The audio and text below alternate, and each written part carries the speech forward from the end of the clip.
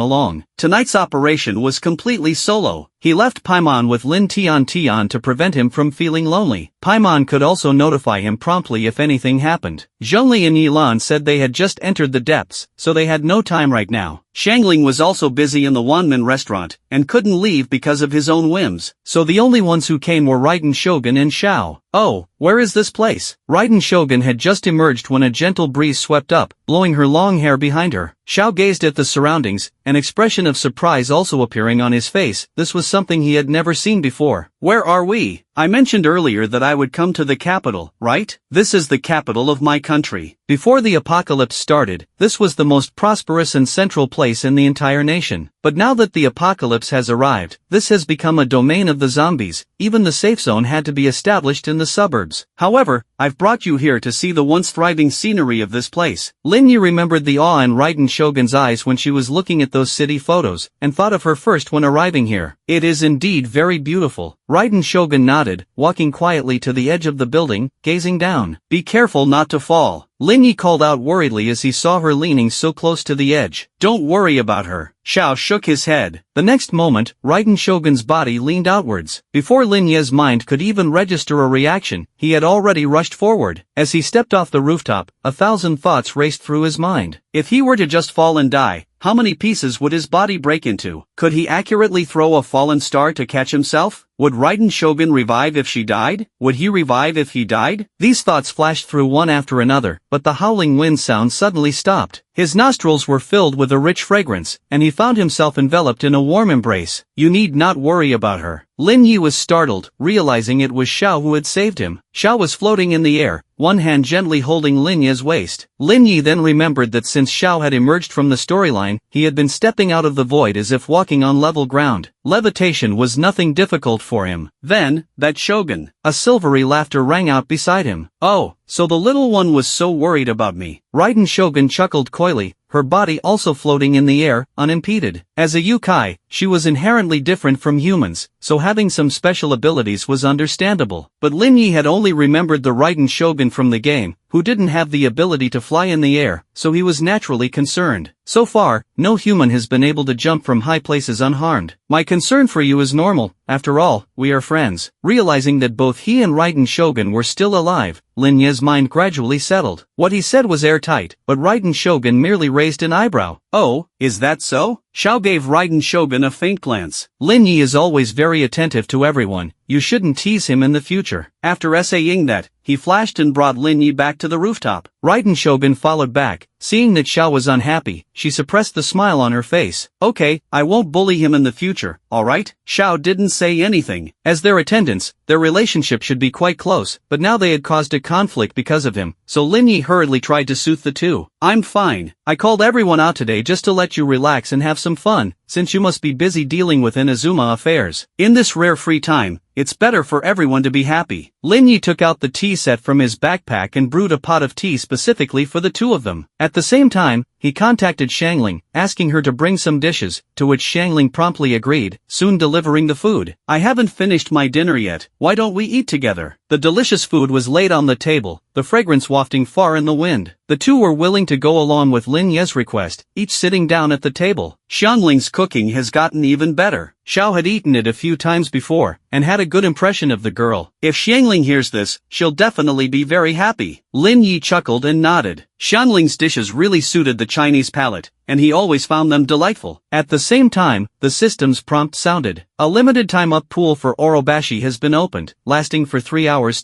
Note, the depths will close in 3 hours. If the host needs to pull, please do so quickly.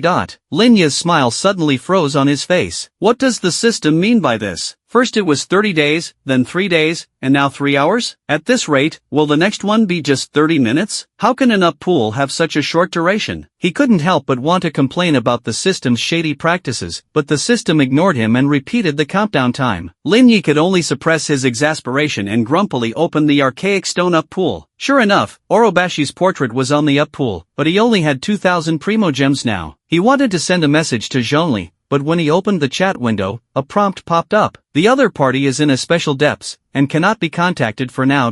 Well, that shut the door on him. Lin Yi could only resignedly tap into the pool. He only had one 10-pull chance, and he couldn't even contact Zhongli, so he could only leave it to fate. He pressed the 10-pull button. In Tevat. Orobashi, I never meant to seal you away, but erosion is a terrible thing, something we both cannot avoid. Zhongli's expression was grave as he looked at the flickering Orobashi, the seal's about to break. The former closest of comrades, now reduced to this state, and he had to be the one to seal him away. Anyone with feelings would lament over this. Morex, you only care about those insignificant humans, and for their sake, you easily pushed me aside. Then I shall destroy what you hold dear. Let you see how laughable your choice was. Orobashi was engulfed in dark energy, his mind already corrupted. Zhongli sighed. You made a pact with the Geo Archon, so you should naturally abide by it. Those who recklessly mined and excavated deserved punishment, but many innocent people also suffered because of you. Being sealed is of your own making. Yilan stepped forward, defiantly looking up at Orobashi. Heh, Morex, you are indeed allied with these humans. Are you going to have this human seal me again? The dark energy around Orobashi reached its peak, and the seal shattered with a rumble. A great battle was about to commence, with Yilan already drawing her bow, ready to fight. Zhongli had also prepared himself, but at this moment he sensed something. Looking up, a beam of light streaked across the sky. Even within the depths, this light was extremely dazzling. Zhongli smiled slightly. Need some help? Lin Yi scratched his head. He had given up hope, but somehow he had managed to get a 5-star. Prompted by the system, he had entered a special scene. Seeing the not-so-pleased expressions on Yilan and Zhongli's faces, Lin Yi felt he might have arrived at an inopportune time. Shall I leave then? He didn't know if the system would be willing to let him go back and enter the scene later. Another human. Heh, Morex, have you now become a dog of the humans? Only bringing these humans to vanquish me. Morex, make your move. It's time to settle everything. As Orobashi let out his signature roar, Lin Yi saw the health bar appear over his head. Are they really going to fight? My friend Lin, please. With Zhongli's deep voice, a golden shield appeared around Lin Yi. Guess I have no choice then. Lin Yi let out a wry chuckle and drew out his spear. If he had to fight Orobashi alone, he didn't know how long it would take. The wind picked up behind him, and Yilan's arrow whizzed past his ear as it was fired. Lin Yi looked back to see Yilan had taken up a high position, intently focused on Orobashi. Why don't you come down and use a skill? If Yilan used a skill, the boost would be far beyond what her basic attacks could provide. Zhongli entrusted this to you. I can only be considered support. Yilan said indifferently, showing no intention of coming down. Lin Yi felt a headache coming on. He looked at Zhongli. She's just slacking off. Zhongli stood with his hands behind his back, his expression calm. Thank you for your help, my friend Lin. Great. It's like they've all been infected by Venti's laziness, one by one turning into slackers, just dumping everything on me. Lin Yi was filled with indignation, but still had to face Orobashi's wrath. The good news was that their team had Zhongli and Yilan. The bad news was, they weren't lifting a finger. Remembering the 5-star he had just pulled, Lin Yi charged forward without hesitation. He unleashed his skills on Orobashi. Minus 506. Damn it! His attack couldn't even scratch Orobashi's health. Lin Yi even heard a tisk sound from Yilan behind him. He opened the system shop, splurging to buy a stir-fried ham and ate it, before charging in again. Compared to before, his attack power had increased a bit, not a huge amount, but significantly better than the start. Lin Yi drew on the momentum he had when first exploring Orobashi's domain, nimbly dodging Orobashi's attacks several times. But this was real combat, different from controlling a character in a game, and the repeated evasion soon left him exhausted. As I watched the Azdaha release yet another skill, stomping the ground, I nearly had a heart attack. If I were to be hit by Azdaha, I would surely perish this time. I desperately tried to dodge, but was still caught in the aftershock. I silently prayed that my health wouldn't drop too much. When the earthquake finally ended, I scrambled to my feet, only to find that my health had not dropped at all. Ha! I looked down in bewilderment, and saw the thick golden shield beside me. Young Master Lin, as long as I am here, I will not let you come to any harm, Zhongli's voice rang out. I was touched to tears. It was Zhongli all along. The weight of the rocks provided a sense of security. With Zhongli as my backbone, I no longer had to worry and could focus entirely on fighting Azdaha. I knew my damage would be slow, but I was surprised to find that I had been grinding for over 2 hours. Seeing the 3-hour countdown on the top right dwindling to just 10 minutes, Azdaha was reduced to mere skin and bones. Is this finally the end? I wearily swung my spear once more, but before it could land, I heard a resigned sigh from Zhongli. The heavens shake. I looked up in awe as a massive meteor came crashing down, sealing Aztaha within the barrier. The mark of completing the secret realm appeared before me. Truly, the Geo-Lord is extraordinary. Had it been anyone else, they would not have been able to successfully reseal Aztaha. If that were the case, he would have continued to wreak havoc in Liyue, putting the citizens at risk, Yilan praised. I remained silent. How could you have possibly seen Zhongli's contribution when it was clearly my own efforts that had ground Aztaha down for over 3 hours? In the beginning, Yilan had only shot a few arrows, eventually giving up altogether, leaving me to do the bulk of the fighting. Now that it's over, you claim it was all thanks to the Geo-Lord, relegating me to the sidelines. The credit belongs to young Master Lin. Zhongli shook his head, rejecting Yilan's praise. No, Lin Yi has never been seen in Liyue before. It would be better to say it was the might of the Geo-Lord that subdued him, Yilan said, giving me a somewhat mocking look. What do you think? What can Lin Yi think? Yilan has already laid out the full story. There's nothing he can say at this point. Ah, yes,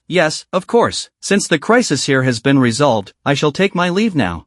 With the system prompt, Lin Yi bids them farewell and disappears from the continent of Teyvat. Yilan watches the spot where he vanished, pursing her lips. What a strange person. If he wasn't capable, he wouldn't be able to traverse between the two worlds. But if he was capable, the fact that he single-handedly ground down Aztaha for 2.5 hours is already beyond most gods. Zhongli, seeming to sense her thoughts, speaks up calmly. There is nothing more here. I shall take my leave as well. Zhongli disappears just as quickly as Lin Yi, leaving only Yilan standing there. Usually she's the first to leave, but now she's the last one remaining. How interesting. As she prepares to turn around, she receives an invitation from Lin Yi. What is he up to now? Filled with curiosity, Yilan transports to the modern world. The system announces, Yilan has entered your world. Lin Yi has already set up a chair, waiting for her arrival. As Yilan arrived, she glanced around the area, her eyebrows slightly raised. Where is this place? Thanks to the time difference between the two worlds, although Lin Yi had been there for 2.5 hours, when he came out, it had only been 20 minutes. The moon was full and the night was dark. It was the perfect time for chatting and enjoying the scenery. Do you remember the last transaction? The scenery here is quite nice. Lin Yi had long wanted to call Yilan out to let her see the scenery on this side, but he hadn't been able to see any beautiful scenery, so he had to postpone his idea. Now was a good time, and both Hashinshu and Kaige had already left. Yilan did not respond, but instead strolled around the rooftop. The sound of her heels hitting the ground echoed clearly, and she stopped at the edge. You're not going to jump down, are you? Lin Yi was startled. Also, have you brought someone else here? Yilan was very sharp, and immediately noticed the anomaly in his words, even her gaze becoming slightly cold. Lin Yi coughed. I actually invited you first, but you didn't come. Who is it? Yilan asked again. Lin Yi's instinct told him that he could not tell the truth, or the consequences would be disastrous. He remained silent, thinking about what kind of excuse he could come up with to satisfy Yilan. As he was racking his brain, Yilan approached him step by step, her expression filled with curiosity and suspicion. Just as the two were getting closer, a light cough sounded, interrupting their thoughts. Apologies, did I interrupt you too? Zhongli looked at the two, feeling that he had come at the wrong time. Yilan immediately stepped back, distancing herself from Lin Yi. Lord Geo, please proceed. You're here to find the Dragon King, right? I've already sent him into the Urn of Mora. One moment, let me grant you the permissions. With the opening of the vortex gate, Zhongli went in without any hesitation. The rooftop was left with just the two of them, but the atmosphere was now completely different from before. If we don't drink this soon, the tea will get cold. Lin Yi coughed, inviting Yilan. Yilan did not rebut him, but directly sat down across from him, picking up a cup of tea and taking a light sip. Xiangling's tea tastes better than yours. She spoke concisely. Lin Yi's mouth twitched slightly. Was she here specifically to undermine him? That's true. When you have the chance, you can go find Xiangling and have her make tea for you personally. But here, you'll just have to make do with what I have. I hope you don't find it unpleasant. No matter the situation, sincerity is always the trump card. Lin Yi's candid admission actually made Yilan pause a bit on the words at the tip of her tongue. The taste is passable. This was an affirmation. Lin Yi's face finally broke into a smile. I guess you don't have much to do after going back. Why don't you stay and have some tea with me, enjoy the moonlight, and take a look at the scenery on this side as well? You know, if you wait until morning, when the sun rises, this is the best place to watch. I haven't seen a sunrise in a long time. Can I watch it with you? Lin Yi had a warm smile on his face, and his invitation made Jilan unable to refuse. She had originally thought this guy was just a smooth talker, and had probably brought a bunch of other women here. But he was being so sincere, Yilan was a bit at a loss. Okay, she heard her own voice. The two of them sat on the rooftop for a long time, watching as the sun gradually appeared from the horizon and then rose up into the sky. It's definitely going to get better from now on. If we go to other scenic places, I'll take you to see them as well. Lin Yi spoke earnestly. He was willing to take everyone to appreciate the beautiful sceneries of this world. This was not a spur-of-the-moment decision, nor was it just empty words. After seeing Yilan off, he immediately pinged all the members, inviting them to come and admire the city on this side. Everyone enthusiastically agreed. One by one, they arrived as the replies came in. The tall buildings and skyscrapers left many of them quite surprised, as there were no such sights in Teyvat. Even Merkshot, who had just toured the chasm, was deeply enamored by this kind of scenery. If it weren't for this crisis, this place must have had a lot of people, right? Merkshot replied the latest, as she had been quite busy with travel plans lately, waking up later than usual. When she came today, she was the only one left. Yes, if it were a weekend, the streets below would be filled with vehicles and crowds passing by. It's a pity we can't see that kind of sight now. Lin Yi sighed. If the apocalypse had not arrived, this world would have been so beautiful. What a shame. Those zombies will eventually be driven away, and you all will be able to return to your own homes. By then, these skyscrapers will be put back into use, won't they? I really want to witness that day with you. Merkshot's eyes shone with a glimmer of hope as she looked at Lin Yi. Me too. Lin Yi nodded involuntarily, but the next moment, Merkshot's expression turned a bit rueful. It's a pity I can't stay and enjoy this beautiful scenery with you for long. There are still many things I need to attend to on Watatsumi Island, so I'll head back now. In order to develop Watatsumi Island as soon as possible and allow everyone to live a peaceful and prosperous life, Merkshot had devoted herself completely, sacrificing her personal time. Lin Yi sent her a caring message, and she then returned to the street where Lin Tian was. As soon as she turned the corner, he saw a few zombie corpses on the ground below, which startled him. Had someone been here? But Paimon didn't send him any messages. Lin Yi rushed up the stairs as quickly as possible, only to see a zombie lunging towards Lin Tian, letting out a low growl. Lin Yi gripped his spear, about to unleash it, when he heard a low shout. Disperse! Right before his eyes, the zombie's body burst into pieces, its remains scattered all over the ground. At the same time, a gust of wind blew past him. He was not mistaken just now. Lin Tian had used a wind elemental skill. Elemental powers and special abilities are different. As a fellow wind element wielder, Lin Yi could clearly sense the wind elemental energy being manipulated by Lin Tian. He looked at Lin Tian in surprise. After Lin Tian had obtained the wind element wielder's eyes, Lin Yi had never seen him use it, assuming his abilities were not offensive-oriented. But he never expected Lin Tian to be this powerful.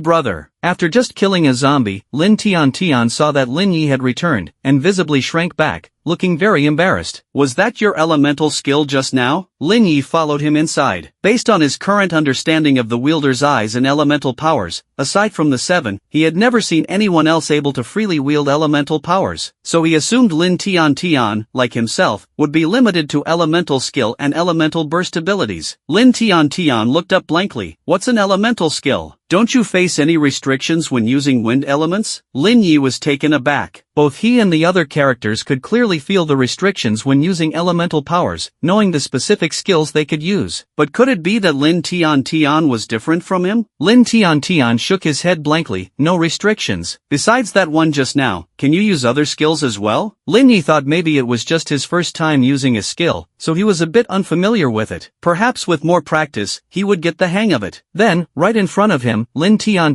casually used 3 or 4 different skills, each one distinct. Lin Yi was completely dumbfounded. How was the wielder's eyes of the other person different from his own? His wielder's eyes was heavily restricted, with skills limited by both charging time and cooldown. But the other person could effortlessly unleash powerful skills. Did Venti really give them the same wielder's eyes? Lin Yi indignantly went to confront Venti about this. The wielder's eyes we use are all subject to restrictions, but the one he obtained in this world has no such limitations, so he can use more skills than others. When you return to Teyvat, everyone else may not necessarily be much stronger than him. This was the difference between an outsider and a native. But Lin Yi's confusion was still not resolved. I'm also from this world, so why am I still restricted? Venti smiled without saying a word. Lin Yi hated riddle speakers the most in his life, and was determined to get to the bottom of this. Faced with his persistent questioning, Venti could only answer, "You are the connector between the two worlds. Not only can you traverse between them, but you can also obtain different types of wielder's eyes. In this aspect, you are different from others, which is why you face restrictions. But these restrictions are nothing to you, because you have much more than that." Venti sighed. Wasn't this basic knowledge? Lin Yi nodded in realization. Venti held out his hand. Lin Yi was puzzled. What for? Consulting also requires payment, you know, but since we're friends, I won't ask for much, just a bottle of wine will do. Venti winked, grinning mischievously. So he was scheming for my wine. While Lin Yi had collected a lot of wine from the mall, at Venti's rate, his stash probably wouldn't last long. Venti folded his arms. I'm quite busy, you know. I came here specifically to clarify your doubts. Don't I even deserve a bottle of wine? That was not an unreasonable request. Lin Yi didn't hesitate much before handing over a bottle of wine. Venti took the wine, leaving contentedly. Brother, will my abilities trouble you? Though Lin Tian didn't fully understand the conversation, he had grasped the gist of it and asked anxiously. Of course not. Lin Yi shook his head. Now he had another capable warrior on his side, and one that didn't occupy a character slot. He was more than happy about it. Tian is so powerful now. Those zombies were no match for you at all. From now on, you can protect yourself too. Paimon flew out of the room, praising Lin Tian. Lin Tian smiled sheepishly. I hope I can be of help to you, brother. The more time he spent by Lin Yi's side, the more he became like a normal person, no longer as reclusive as before. Lin Yi didn't interact with him much normally, but he never neglected him or treated him as an outcast. He even let Paimon stay by his side. Paimon was Lin Yi's most special companion, which was enough to show how much he valued Lin Tian. Lin Yi patted his head. From now on, you're a real man. You can protect yourself. Lin Tian's combat prowess far exceeded Lin Yi's expectations. He no longer needed to hide behind him. This made Lin Yi very relieved. I'll do my best. On the way, Lin Tian soon found his place on the battlefield. His wind elemental wielder's eyes had no restrictions, allowing him to freely control wind elemental power. As long as Lin Yi could teach him a skill, he could mimic and use it. The most effective one was Kitihara Kazuha's abilities. He would gather the zombies together, and then Lin Yi could wipe them all out with a single skill. Seeing his Primogem count steadily increasing, Lin Yi was thoroughly satisfied, and he also discovered an astonishing thing. Even if he didn't participate, as long as the zombies were killed by Lin Tian, he would still receive the Primogems. Wasn't this like having a personal NPC? To test the stability of this function, he had Lin Tian go out and kill zombies more and more frequently, and at greater distances. The farthest was nearly 5 kilometers away, but he still received the Primogems. Lin Yi's heart raced. That means, even if Lin Tian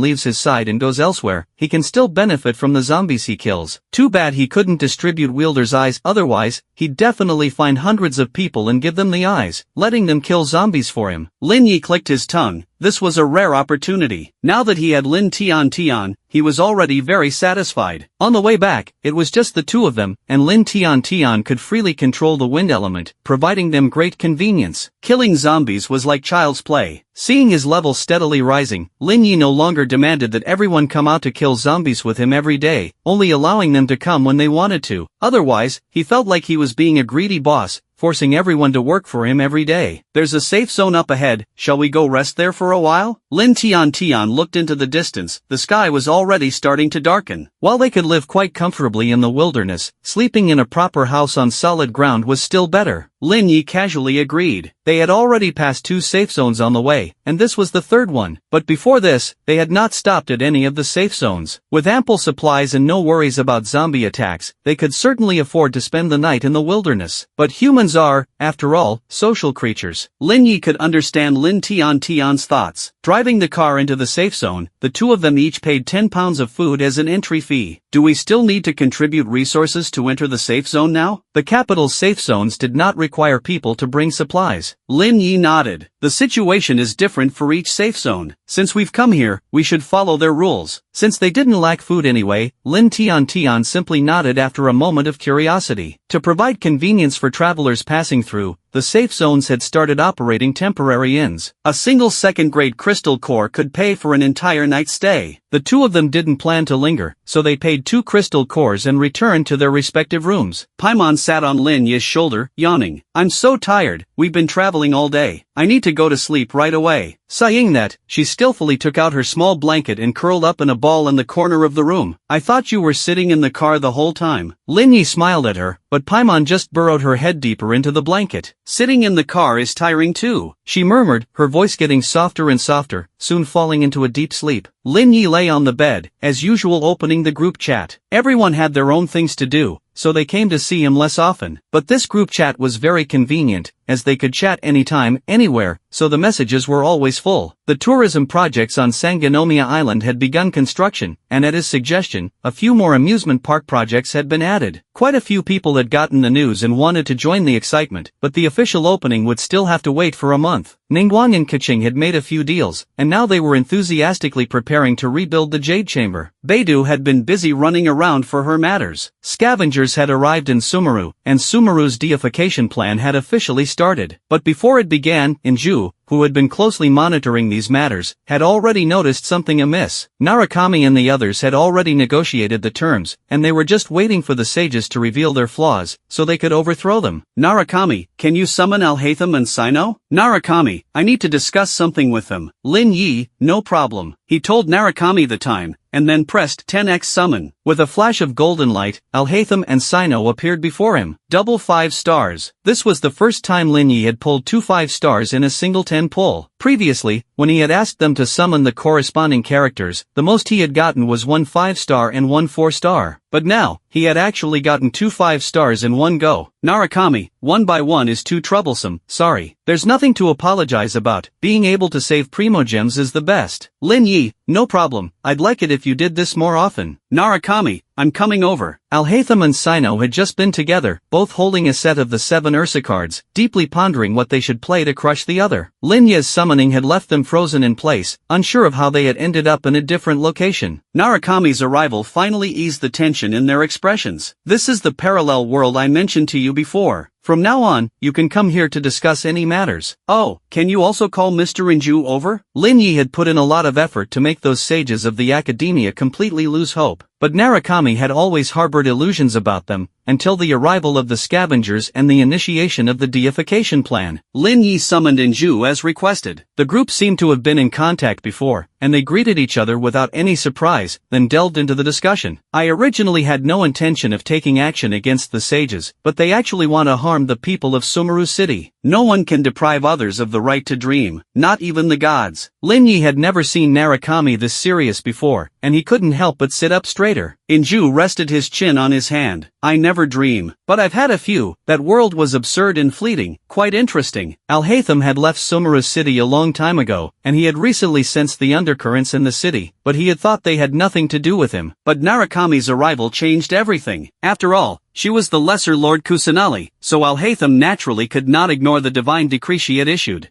To his surprise, the Lesser Lord Kusanali was amiable and approachable, not aloof and distant as the academia had claimed. The sage's method of imprisoning the gods had already shocked him, and now this deification plan made him feel they had truly gone mad. I hope my teacher won't get involved in this. When Alhaitham contacted Sino, Sino was in the middle of tracking down a merchant. Apparently, the merchant's residence was extremely luxurious, and was also related to the dissemination of knowledge. But considering this matter concerned all of Sumeru, Alhaitham still called him over. Sino initially didn't believe what Alhaitham was saying, but after Narukami herself descended and explained the reasons, Sino joined their secret organization. From now on, we are the ones who will change Sumeru's history. Sino, get ready. After the discussion, Alhaitham smiled at Sino. Sino kept a straight face. I could have won that last round. Even though we're discussing matters, it doesn't affect continuing the card game. You deliberately collected the dice and cards. Alhaitham raised an eyebrow. It's just one game, and besides, this is a parallel world. Aren't you curious about what this world is like? The two of them looked towards Lin Yi. Lin Yi carefully considered his words, thinking about how he should explain that he couldn't just go wandering around, when he heard Sino's voice. How about a round of the 7 Ursa?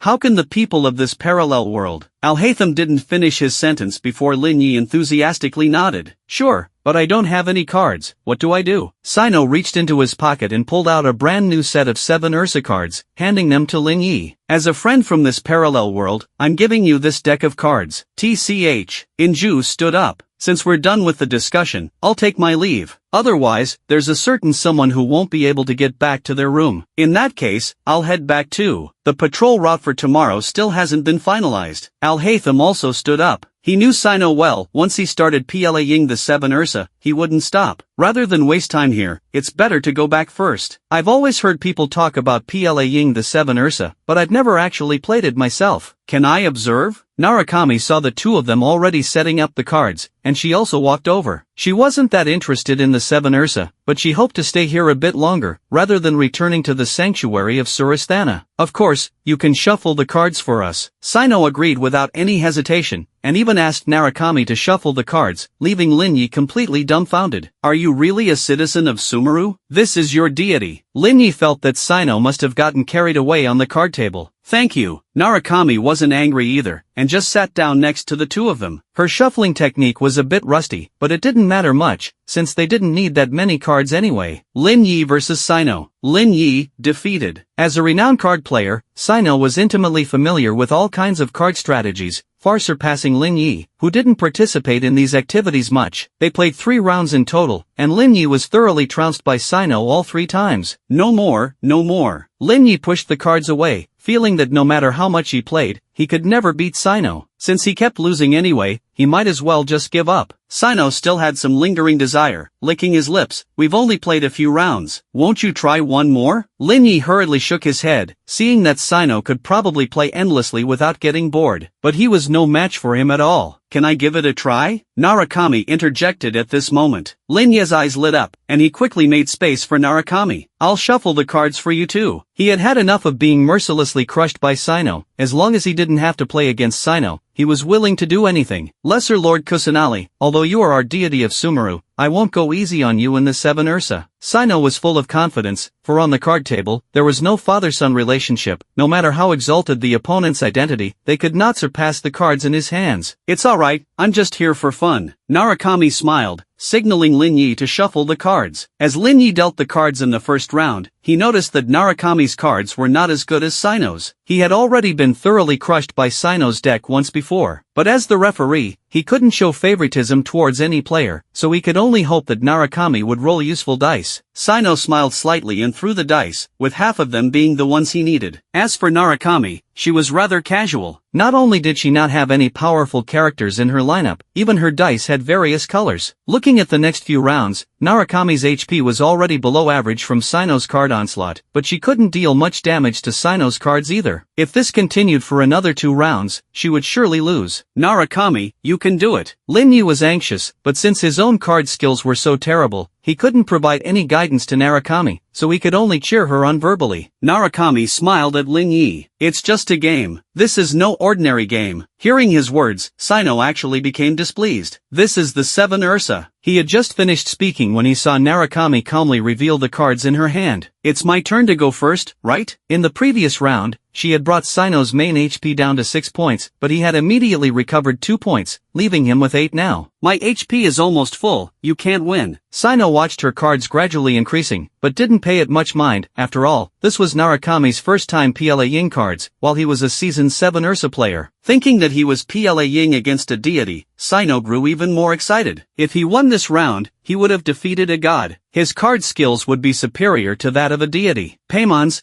add 2 wild dice. 3 pigeons, get a dice. Sino was still lost in his delusions, when Narukami had already collected 12 dice in her hand. 8 of them were wild dice. Narukami calmly activated her move. She consumed a Xianling dish, which would increase the damage by 3 points, added to the 5 points of damage from the character's special ability. One special ability completely eliminated Sino's main card. How is this possible? Sino was stunned looking at Narukami, but she still had quite a few dice left. He switched out to another character, defeating Narukami's character that was already low on HP, and the smile reappeared on his face. Your HP is far lower than mine. Narukami didn't mind, and instead played another card. Fallen Comrade, gain a dice. Her attacks weren't particularly powerful, only able to deal 2 to 3 HP damage to Sino's characters each time. But Sino's characters consumed a lot of dice and weren't his main cards, so after 2 rounds, he could only reluctantly end his turn. Then it was Narukami's solo performance. She equipped her character with the Gambler set, and after defeating Sino's characters, she could even gain extra dice. As a result, she maintained these dice until she had completely eliminated Sino's cards, still having 1 left. Pardon me. Placing that final wild dice, Narukami smiled slightly. Sino stared dumbfoundedly at Narukami's cards. How can this be? How can there be such moves? He had been playing cards for so long, but he had never seen anyone utilize the cards so thoroughly, able to defeat all 3 of his cards in a single turn. It's just a matter of thinking a few steps ahead. Before I can accumulate the resources I need, I'm still quite fragile. As long as you attack a little more intensely, you can easily defeat me. Narukami said this very casually. Sino was somewhat in disbelief. Again! This time he directly positioned his character as an aggressive attacker, wanting to eliminate Narukami's cards in the first few rounds. But Narukami chose the Ice Water combo, directly freezing him, preventing Sino from using his cards, forcing him to end his turn. After a few rounds like this, the victor was still Narukami. They played a total of 3 rounds, and Narukami won all 3. I'm feeling a bit tired. Could you head back first? Sino was getting more and more enthusiastic the more he lost, but Narukami didn't want to play anymore. Faced with the wise gaze of the deity, Sino suddenly came to his senses. This was the Lesser Lord Kusanali. Yes. He lowered his head and left. As long as one has enough confidence, even she is not undefeatable. Narukami closed her eyes. As the goddess of wisdom, she considered things far more deeply than others. Lin Yi smiled. But this is just a game of the 7 Ursa. You don't need to work so hard at it. Lin Yi noticed that Narukami seemed a bit fatigued lately, and he gently pressed on her temples. Just treat this as entertainment, a way to relax. Don't think too much about it, and you'll have more fun. He spoke softly. Every step Narukami took was calculated countless times, seeming effortless on the surface, but actually consuming a great deal of energy. But I can't do that. Narukami opened her eyes, looking at her in Lin Yi's shadows. I'm so selfish, I hope you don't lose to him. I want you to win. Or I could win in your place. The gods love humanity. On the continent of Teyvat, almost all the archons carefully nurture the tiny human beings. Even the deities will cast their gaze upon them, bestowing the divine eye. This race is undoubtedly blessed by the heavens, but no one could have imagined that the god's mercy would fall upon a specific individual. I'll come find you again after I've resolved the matters in Sumeru. When Narukami left, dawn was just breaking. Lin Yi had kept her company through the night, and he nodded in response. Take care. Narukami smiled at him, her figure fading and disappearing at the same moment the sun rose. As dawn broke, Lin Yi called Lin Tiantin out to have breakfast. As soon as they stepped out, Lin Tiantin shivered. It had only snowed a few days ago, and the outdoor temperature was now well below freezing. Lin Yi took out a coat and helped Lin Tiantin put it on, surveying the specifications of this safe area. Not all safe areas were officially constructed, some were privately established, with very different styles and management approaches compared to the official ones, like the one they were in now. For example, as long as they contributed resources, the safe area would provide them with meals for the next 3 days. Of course, to a bare minimum standard to avoid starvation. Lin Tiantin was still young, so in order to not spoil him, Lin Yi planned to let him experience the ordinary life within the safe area. Although Lin Yi felt they had come quite early, the canteen was still bustling, with many people crowded together, holding their meal boxes and pushing and shoving, unwilling to give way to each other. Despite the sub-zero temperatures, many here were dressed lightly, their frozen hands clutching the bowls, but not a single one took a step back, all desperately shoving forward. There are so many people here, Paimon might get blown away. Paimon clung tightly to Lin Tiantin's clothes, having never seen so many people before. Paimon can just fly a bit higher, then she won't get pushed around by them. Lin Tiantin also offered a quiet suggestion to Paimon. Oh, I didn't think of that just now. Paimon rose higher as suggested, looking down at the dense crowd below and shrinking her neck nervously. So many people, scarier than zombies. Lin Yi chuckled. In a sense, humans can indeed be more difficult to deal with than zombies. In order to get this one meal, they had to wait in line for a full 2 hours. Although the food they received was just 2 hardened millet steamed buns and a bowl of rice soup with barely any rice, those who got the food seemed to treasure it like a precious find, immediately shoving it into their stomachs. How can one even eat this kind of thing? Paimon covered her mouth, having just poked the steamed bun with her hand and found it as hard as a rock. At least the soup is hot. As long as we eat it with the soup, it's not a big problem. Lin Yi shook his head, breaking the bun open and soaking it in the bowl. Lin Tiantin also squatted by the side of the road, following Lin Ye's lead to eat together. Are you two really going to eat this? Paimon stared with wide eyes. She had been with Lin Yi, but had never eaten anything like this before. Paimon, Lin Yi looked up. Everyone else is eating this kind of food. If others can eat it, we can too. And there are many who can't even get this food, and have to go hungry. His tone was firm and brooked no argument. Paimon looked around helplessly, seeing many people like them squatting by the roadside to eat, but even more were wolfing down the food the moment they got it, afraid of it being snatched. Normally Lin Yi wouldn't enter the safe area, so naturally Paimon had never seen a sight like this before. I understand. Paimon recalled the day she had wandered in the wilderness before meeting Lin Yi, and realized she wasn't much different from these people. But you two are so capable, you shouldn't have to eat this kind of thing. It's only someone as useless as me that would end up in this situation, right? She kept her head down. Lin Yi patted Paimon's head. Paimon is not a useless person. Paimon has an important role to play. As the two were talking, the air around them seemed to still, and all the people froze in their original positions. Only Lin Tiantin was still diligently eating the millet bun in his bowl. Really? Do I really have a purpose? Paimon looked at Lin Yi expectantly. Lin Yi nodded. Just the ability to stop time was something no one else could replace her for. He was about to crouch down when he noticed a familiar face in the frozen crowd. Lin Yi suddenly froze. Was that her? Reassured by Lin Yi's affirmation, Paimon ran over to Lin Tiantin's side, chatting with him. Time resumed its flow, and the crowd at the end of the road began to move forward slowly. Sister Qin, these people just sit here after snatching the food. It's so disgusting. They just block the road. A delicate young girl looked at the surrounding people with unconcealed disgust in her eyes. These people were not all the elderly or infirm, a large portion were young people, as well as middle-aged men and women. They clearly had the ability to support themselves, yet were still here receiving the minimum subsidy. I say these people are just parasites in the safe area. They should all be cleared out so the safe area can get better and better. The young girl pouted, tugging at the woman next to her, seeking her agreement. Don't say that. The woman frowned slightly, quickening her pace. All right, let's hurry back then. Surrounded by the escort of the mercenary group, the two soon passed through the street. Lin Yi watched them leave, his mood complex. What's wrong? Paimon noticed he had been maintaining the same posture for a long time and grew curious, peeking over. Let's stay in this safe area for a couple more days. Lin Yi shook his head, having already made up his mind. The person who had just walked by was Qin Yulu. He hadn't heard from Qin Yulu in a long time, and never expected to run into her in a place like this. Qin Yulu looked quite different from before, not only more mature, but with a very different aura about her. He wanted to go see her, ask how she had been doing these past few days, what experiences she had gone through. Knowing he wanted to go find someone, both Paimon and Lin Tiantin agreed to his idea without any conditions. That group just now were all neatly dressed in Karying weapons. They must be quite powerful, right? Paimon was analyzing the situation next to him. But the safe area is so big, where do we even start looking for them? Lin Tiantin had never done anything like finding someone before, and after thinking for a while, couldn't come up with a solution. They are mercenaries. Lin Yi looked in the direction they had left. He had dealt with people like them before, and knew the mercenary groups held very high status within the safe area. It was likely that Qin Yulu had joined the mercenary group as well. Mercenaries? Where do mercenaries live? This was yet another new and unfamiliar term for Paimon. Lin Tiantin also looked up, his eyes questioning as he gazed at Lin Yi. Lin Yi took out a pack of instant noodles and easily found a passerby who knew the location of the mercenary hall, and the person was even willing to lead them there. Nowadays, every safe area had a mercenary guild hall, and the safe area would grant certain rights to the mercenary groups. When the safe area faced a crisis, the mercenary groups were also required to step in and jointly defend the safe area. This allowed the upper echelons of the safe area to breathe easier, as they could rally a large number of espers with just a small portion of rights and resources. To register as a mercenary, one needed a level 2 crystal core to prove one's abilities. 5 people could form a mercenary squad, and 50 people could upgrade the squad into a mercenary company, and also apply for a plot of land within the safe area as the company's headquarters. When applying to register as a mercenary, Lin Yi asked about the name Qin Yulu. Ah, her. The staff member took the cigarette Lin Yi discreetly handed over, smiling so much that his eyes were nearly squinting. Qin Yulu, who doesn't know about her? In a few days, she's going to marry the captain of the Flame Mercenary Company, and become the captain's wife. The Flame Mercenary Company, you know? That's the largest mercenary company in our safe area. For a mercenary like you, to be able to join the Flame Mercenary Company would be a stroke of luck. The staff member's words shook Lin Yi's heart. Qin Yulu was getting married? Then how can I see her? The staff member narrowed his eyes, scrutinizing Lin Yi. What is your relationship with Qin Yulu? Lin Yi put away the freshly minted mercenary badge, smiling slightly. We're old friends, you could say. I see. The staff member, clutching the entire carton of cigarettes Lin Yi had handed over, marveled at the generosity. To be honest with you, apart from the people within the Flame Mercenary Company, no one else can see her. To prevent her from escaping, many have been keeping an eye on her. I do have a way to help you get into the Flame Mercenary Company, but, the staff member gestured as if counting money, winking at Lin Yi. Lin Yi frowned. Is she not doing this willingly? What are you saying? The captain of the Flame Mercenary Company is over 40 this year, and his wife just died a month ago. Who would willingly marry him? But I'm telling you this in confidence, don't go spreading it around. The staff member spoke mysteriously, and Lin Yi's expression grew increasingly grave.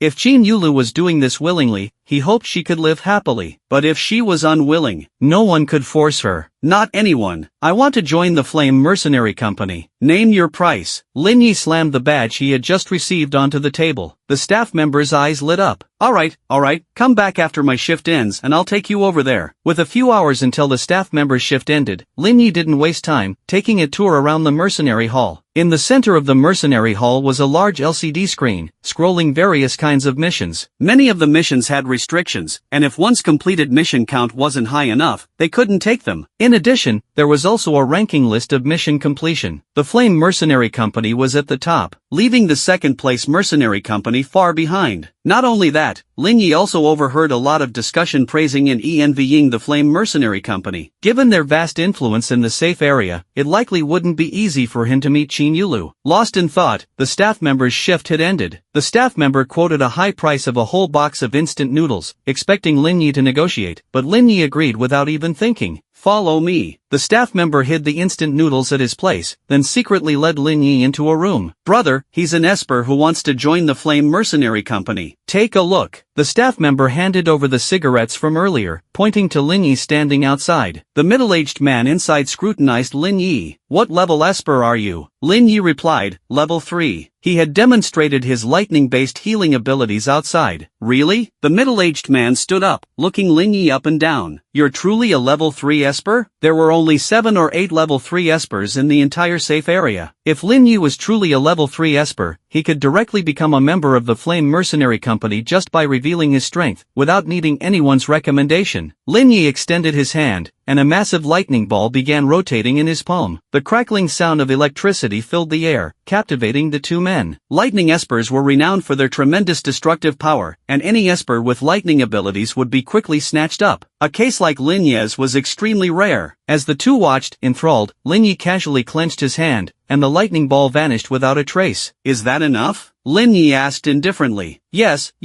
You want to join the Flame Mercenary Company, right? I'll get you a badge right away. Oh, and fill out this form here. As a high-level esper like you, as long as you join our Flame Mercenary Company, you can directly become a senior member, and you'll even receive 10 level 2 crystal cores every month. Discovering that Lin Yi was a genuine lightning-type esper, the middle-aged man's attitude immediately changed. He diligently helped Lin Yi complete the paperwork, and in less than half an hour, Lin Yi had received the Flame Mercenary Company's badge. As a senior member, our mercenary company will also provide you with dedicated living quarters. Since you've just joined the safe area, you probably don't have a fixed residence, right? Seeing Lin Yi nod, the middle-aged man's expression brightened, and he led Lin Yi out. Before leaving, he tucked the cigarettes back into the hands of the person who had brought Lin Yi. I'll thank you again later. Being able to introduce a high-level esper to join the mercenary company, he would also receive some benefits. He was grateful that his friend had come to find him today. The staff member, holding the cigarettes, looked around the empty room, utterly bewildered. Since when did even level 3 espers have to rely on connections to join a mercenary company? Was this the world of the strong? The middle-aged man took him to a house directly owned by the Flame Mercenary Company, specifically provided as accommodation for the company's senior members. 2-bedroom 1 living room, which would be more than enough even with Lin Tiantin. You two can stay here for now. I'll come by again tomorrow morning, and we can go to the mercenary company headquarters together to meet the captain. The middle-aged man made the appointment with him, then respectfully took his leave. Joining the Flame Mercenary Company was much easier than Lin Yi had expected. Perhaps it was because this safe area wasn't as well organized, and its propaganda efforts weren't as widespread. As a result, the average power level of the espers here was relatively low, and the strength he had displayed was already considered exceptional in this place. He had thought he was being low-key enough, but he had inadvertently become an expert again. Next time he went to other safe areas, he would just say he was a level 2 esper. Lin Yi greeted the group chat, explaining that he would be unable to bring them out for the next few days while in the safe area, and then settled down for a peaceful sleep. To prevent Lin Yi from leaving, the middle-aged man stood guard at the door first thing in the morning. Lin Yi glanced at the time. It wasn't even 7 o'clock yet. The sun had just peeked out from the east. Was the Flame Mercenary Company so urgently in need of recruits? His confusion was answered when he met the captain of the Flame Mercenary Company. I heard you've just joined the safe area, young man. The Flame Mercenary Company's captain indeed matched the rumors, a capable middle-aged man with keen, calculating eyes. Lin Yi disliked his gaze, as if he was constantly plotting something. May I ask why you wanted to join our mercenary company? Isn't the Flame Mercenary Company the strongest in this safe area? Lin Yi countered. His response seemed to please the captain, who nodded with a smile. True, but I suspect you have other reasons as well. The safe area has recently discovered a large granary. Anyone who participates will receive a substantial amount of food and resources. They've really invested heavily in this. The captain spoke slowly, his gaze intently fixed on Lin Yi. Lin Yi's expression remained unchanged, and only after the captain finished did he allow a resigned smile to cross his face. Experience trumps all, as they say. You've already figured it out.